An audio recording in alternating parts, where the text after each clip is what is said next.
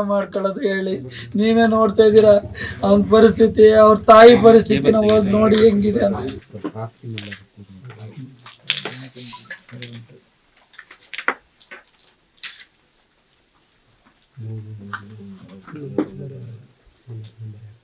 ಎಲ್ಲ 13 ಜನ ಹೋಗಿದ್ರು. ಒಂದು ಗೇಟ್ ಅಲ್ಲಿ 3 ಜನ ಇದ್ರಂತೆ. ಇವನು ತುಂಬಾ ವೀಕ್ ಇದ್ದ. ಮಧ್ಯೆ ಸಿಕ್ಕಾಕೊಂಡಾಗ ಏನಾಯ್ತು ಅಂತ ನಮಗೆ ಗೊತ್ತಿಲ್ಲ. ನಾವು ಹೋಗೋವರ್ಗು ಐಸಿನಲ್ಲಿದ್ದಾರೆ ಅಂತೆಲ್ಲ ಹೇಳ್ತಾ ಇದ್ರು. ಅಲ್ಲಿ ಹೋದ್ಮೇಲೆ ಡಾಕ್ಟರ್ ಹೇಳಿದ್ರು ನೋ ಮೋರ್ ಅಂತ ಹೇಳಿದ್ರು. ಏನ್ ಹೇಳಿ ಮೆಟ್ರೋದಲ್ಲಿ ಹೋಗಿರೋದು ಅಪ್ ಟು ನಾನು ಕಾರಲ್ಲಿ ಹೋದ್ರೆ ಲೇಟ್ ಆಗುತ್ತೆ, ಬೈಕಲ್ಲಿ ಹೋದ್ರೆ ಲೇಟ್ ಆಗುತ್ತೆ. ಥಿಯೇಟರ್ ಇಂದ ಹಾಸ್ಪಿಟ್ಲ್ VST ಹಾಸ್ಪಿಟ್ಲ್ ವರ್ಗು ಓಡಿ ನಡ್ಕೊಂಡು ಹೋಗಿದ್ದೀನಿ. ಯಾರೇ ಒಂದು ಆಟೋದವ್ರು ಕೇಳಿದ್ರೆ ಇಲ್ಲ ಟ್ರಾಫಿಕ್ ಇಲ್ಲೇ ಬರಲ್ಲ, ಯಾರು ಕೇಳಿದ್ರು ಬರಲ್ಲ, ಎಲ್ಲಿಂದಲೂ ಬರಲ್ಲ.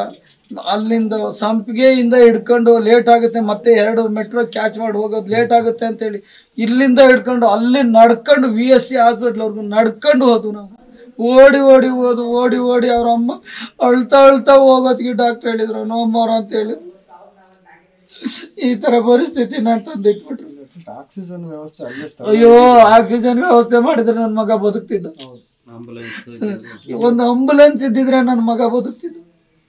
ಅವನಿಗೆ ನನ್ನ ಜೊತೆ ಇದ್ದನೊಬ್ಬ ಫ್ರೆಂಡ್ ಹೇಳ್ತಿದ್ದಂತೆ ಯಾರು ಹೆಲ್ಪ್ ಮಾಡಿ ಇನ್ನು ಉಸಿರಾಡ್ತಾ ಇದ್ದಂತೆ. ಇವನು ಪುಷಪ್ ಮಾಡಿ ಏನೇನೋ ಮಾಡ್ತಾ ಇದ್ದಂತೆ.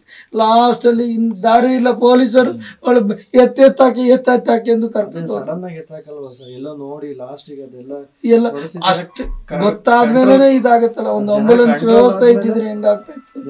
ಅವನ ಫ್ರೆಂಡ್ ಇದಾರೆ ಕೇಳಿ ನೋಡಿ ಹೇಳ್ತಾನೆ, ಅಂಕಲ್ ಎಲ್ಲರಿಗೂ ಕೈ ಕಾಲು ಹಿಡ್ದೆ ಅಂಕಲ್, ಯಾರು ಇರ್ಲಿಲ್ಲ, ಯಾರು ಬರ್ಲಿಲ್ಲ ಅಂಕಲ್.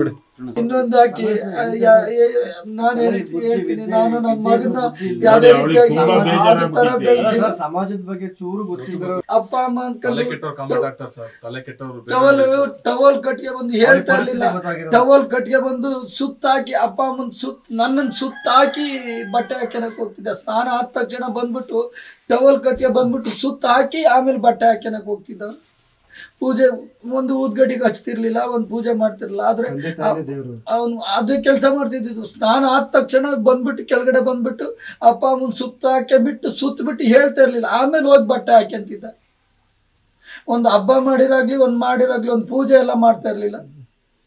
ಅದಕ್ಕೋಸ್ಕರನೇ ನಾನು ಮೊನ್ನೆ ಆ ತರನೇ ಅವನಿಗೆ ಕಳ್ಸಿಕೊಟ್ಟೆ. ನಾನು ಇಲ್ಲಿ ಯಾರಿಗಾರು ಕೇಳಿ ನೋಡಿ, ಅವನು ಇಲ್ಲಿ ಹುಟ್ಟಿದ ಊರಿಂದ ಹಿಡ್ಕೊಂಡು ಹೋದವ್ರಿಗೂ ಒಂದೇ ಒಂದು ಪಿನ್ ಅಷ್ಟು ಯಾರಿಗಾರು ತಿರುಗಿ ಹೇಳಿದ್ದಾನ ಅಥವಾ ಏನಾರು ಮಾಡಿದಾರೆ, ಯಾರ ಜೊತೆ ಸೇರಿದ್ದಾನ ಅಂತ ಕೇಳಿ.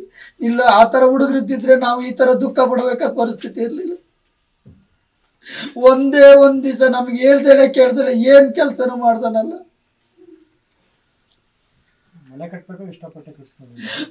ಹೋಗಿ ಎಲ್ಲ ತೋರ್ಸಿದಿರಲ್ಲ ಇವಲ್ಲಿ ಅವನಿಗೆ ಯಾವ ತರ ಮನೆ ಕಟ್ಟಿ ಅವನಿಗೆ ಹೆಂಗ್ ಬೇಕು, ಅವನು ವಾಲ್ಗೂ ಫಿಲ್ಮ್ ಥಿಯೇಟರ್ ಅಲ್ಲಿ ಬರೀತಲ್ಲ ಆ ಆರ್ಟಿಸ್ಟ್ ಕರ್ಕೊಂಡೋಗಿ ಅವನ ರೂಮಿಗೆ ಆರ್ಟಿಸ್ಟ್ ಮಾಡಿಸಿ ಅವನು ಹೆಂಗಿರ್ಬೇಕು ಹಂಗೆ ಮನೆ ಕಟ್ಸಿಟ್ಟಿದೀನಿ.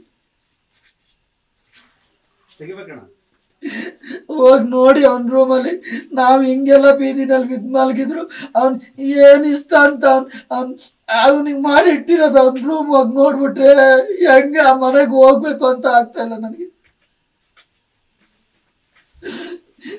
ಆ ಮನೆಗೆ ಹೆಂಗ್ ಹೋಗ್ಬೇಕು ಅಂತ ಆಗ್ತಾ ಇಲ್ಲ ನನಗೆ.